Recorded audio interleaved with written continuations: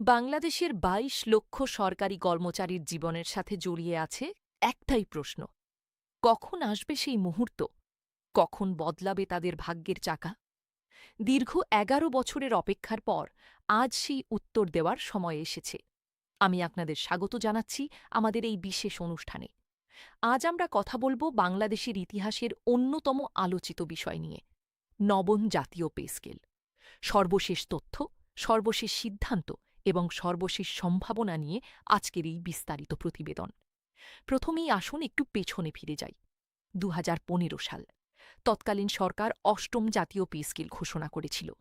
নিয়ম অনুযায়ী প্রতি ৫ বছর পর পর নতুন বেতন কাঠামো আসার কথা। সেই হিসেবে ২০২০ সালেই আসার কথা ছিল নবম পে স্কেল। কিন্তু করোনা মহামারীর আঘাত, বৈশ্বিক অর্থনৈতিক সংকট, তারপর দেশীয় রাজনৈতিক পরিবর্তন সব মিলিয়ে বিষয়টি টেনে টেনে চলে আসে ২০২৬ সাল পর্যন্ত। এই ১১ বছরে দ্রব্যমূল্য বেড়েছে বহুগুণ, বাড়ি ভাড়া বেড়েছে, সন্তানের পড়াশোনার খরচ বেড়েছে, চিকিৎসার খরচ বেড়েছে, কিন্তু সরকারি কর্মচারীর মূল বেতন থেকে গেছে সেই একই জায়গায়। ২০তম গ্রেডের একজন কর্মচারী পাচ্ছেন মাত্র ৮,৫০০ টাকা মূল বেতন। ঢাকা শহরে এই বেতনে সংসার চালানো যে কতটা কষ্টের সেটা বলার অপেক্ষা রাখে না। এই বাস্তবতার প্রেক্ষাপটে ২০২৪ সালের ৫ই আগস্টের পট পরিবর্তনের পর অন্তর্বর্তী সরকার একটি ঐতিহাসিক সিদ্ধান্ত নিল। গঠন করা হল জাতীয় বেতন কমিশন ২০২৫। ২৩ সদস্যের এই শক্তিশালী কমিশনের নেতৃত্বে বসানো হল সাবেক অর্থ সচিব জাকির আহমেদ খানকে। কমিশনকে সময় দেওয়া হল ৬ মাস এবং সবাইকে অবাক করে দিয়ে কমিশন নির্ধারিত সময়ের আগেই মাত্র ১৮% বাজেট ব্যয় করে ২০২৬ সালের ২১শে জানুয়ারি তাদের চূড়ান্ত প্রতিবেদন জমা দিল প্রধান উপদেষ্টার কাছে। এই প্রতিবেদনটি এখন গোটা দেশের আলোচনার কেন্দ্রবিন্দু। তাহলে কমিশন কি সুপারিশ করেছে? আসুন সরাসরি জেনে নিই সেই গুরুত্বপূর্ণ তথ্যগুলো। সবচেয়ে বড় খবর হল বেতন বৃদ্ধির পরিমাণ। কমিশন সুপারিশ করেছে গড়ে ১০৫% বেতন বৃদ্ধির। তবে নিম্ন স্তরের কর্মচারীদের জন্য এই বৃদ্ধি আরও বেশি। বিশেষত একাদশ থেকে ২০তম গ্রেডের কর্মচারীদের জন্য বেতন বৃদ্ধির প্রস্তাব ১৪০ থেকে ১৪২% পর্যন্ত। সর্বনিম্ন বেতন যেখানে এখন ৮,৫০০ টাকা, সেখানে প্রস্তাব করা হয়েছে ২০,০০০ টাকা, প্রায় ১৪২% বৃদ্ধি। আর সর্বোচ্চ বেতন যেখানে এখন ৭৮,০০০ টাকা, সেটা বাড়িয়ে করা হচ্ছে ১,৬০,০০০ টাকা, প্রায় ১০৫% বৃদ্ধি। এখানে একটি বিশেষ তথ্য মনোযোগ দিয়ে শুনুন। এই পে স্কেলে সর্বনিম্ন ও সর্বোচ্চ বেতনের অনুপাত রাখা হয়েছে ১:৮। বাংলাদেশের ইতিহাসে এটি সর্বকালের সবচেয়ে কম বৈষম্যমূলক অনুপাত। তুলনার জন্য বলছি, ১৯৭৩ সালে প্রথম পে স্কেলে এই অনুপাত ছিল ১:১৫.৪। ২০১৫ সালের অষ্টম পে স্কেলে ছিল ১:৯.৪। অর্থাৎ এবার কম বেশির ব্যবধান কমিয়ে একটি আরও ন্যায্য ও সমতাপূর্ণ বেতন কাঠামো তৈরির চেষ্টা করা হয়েছে। এবার আসুন আরও বিস্তারিত জানি।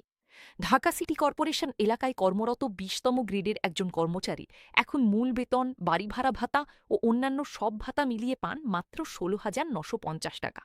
প্রস্তাবিত নতুন পে স্কেলে একই কর্মচারী পাবেন মোট ৪১,৯০৮ টাকা।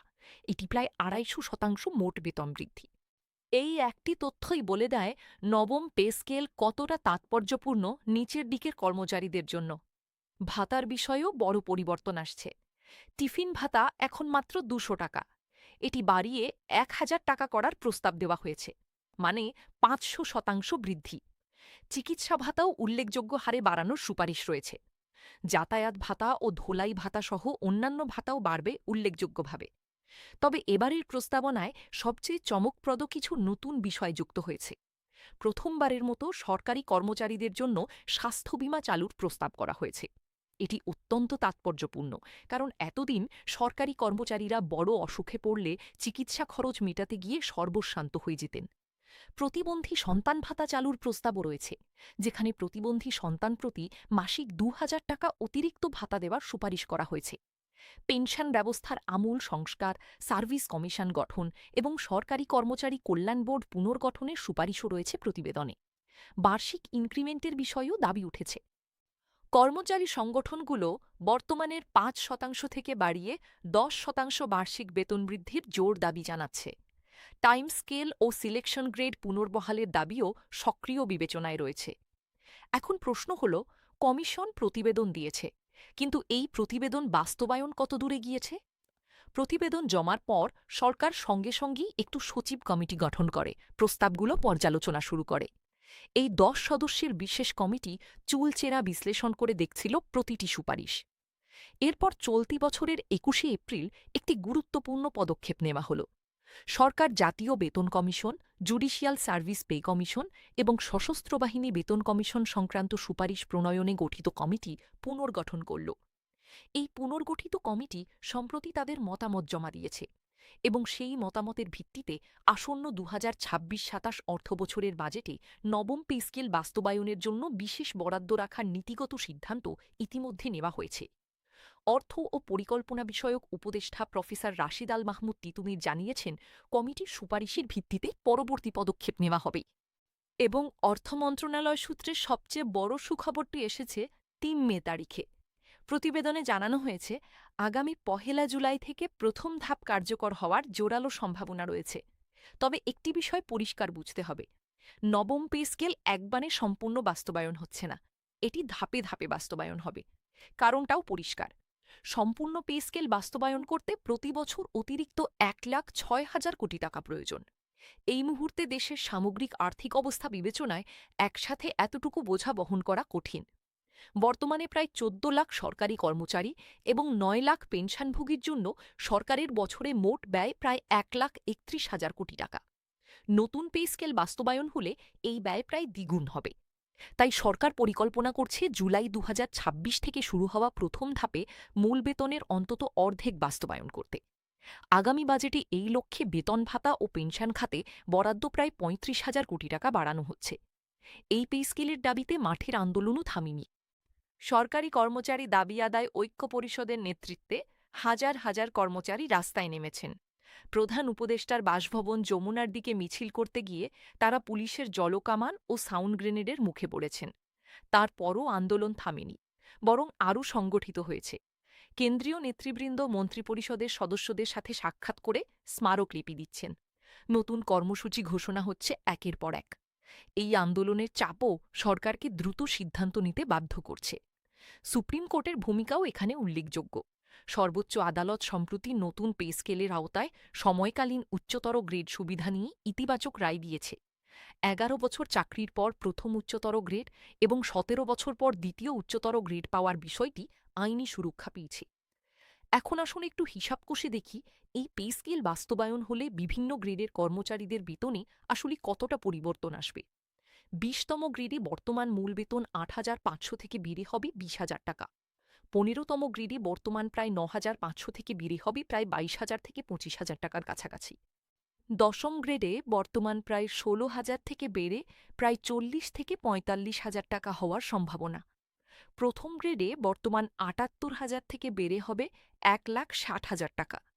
আর মন্ত্রিপরিষদ সচিব ও জ্যেষ্ঠ সচিবদের জন্য ২০টি ধাপের বাইরে একটি বিশেষ ধাপ তৈরির প্রস্তাবও রয়েছে প্রতিবেদনে।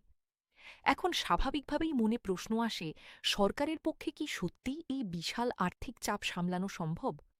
বিশেষজ্ঞরা বলছেন, চ্যালেঞ্জ আছে, কিন্তু বিকল্পও নেই। দেশে মূল্যস্ফীতি ক্রমাগত বাড়ছে। নিম্নস্তরের একজন সরকারি কর্মচারী আজ যা বেতন পান তা দিয়ে ঢাকায় একটি পরিবার চালানো কার্যত অসম্ভব। যোগ্য মানুষরা সরকারি চাকরিতে না এসে বেসরকারি খাতে যাচ্ছেন। প্রশাসনিক দক্ষতা কমছে। তাই দীর্ঘমেয়াদী দেশের উন্নয়নের স্বার্থেই এই পে স্কেল বাস্তবায়ন জরুরি। তবে হ্যাঁ, ধাপে ধাপে বাস্তবায়নের কৌশলটি যৌক্তিক। একসাথে পুরোটা করতে গেলে দেশের অর্থনীতিতে মুদ্রাস্ফীতির চাপ আরও বাড়তে পারে। এই মুহূর্তে পরিস্থিতিটা সংক্ষেপে বলি। কমিশন প্রতিবেদন দিয়ে দিয়েছে, পুনর্গঠিত কমিটি মতামত দিয়েছে, বাজেটে বরাদ্দ রাখার সিদ্ধান্ত হয়েছে এবং জুলাই ২০২৬ থেকে প্রথম ধাপে বাস্তবায়নের একটি শক্ত সম্ভাবনা তৈরি হয়েছে। তবে চূড়ান্ত গেজেট প্রকাশ না হওয়া পর্যন্ত নিশ্চিত করে কিছু বলা যায় না।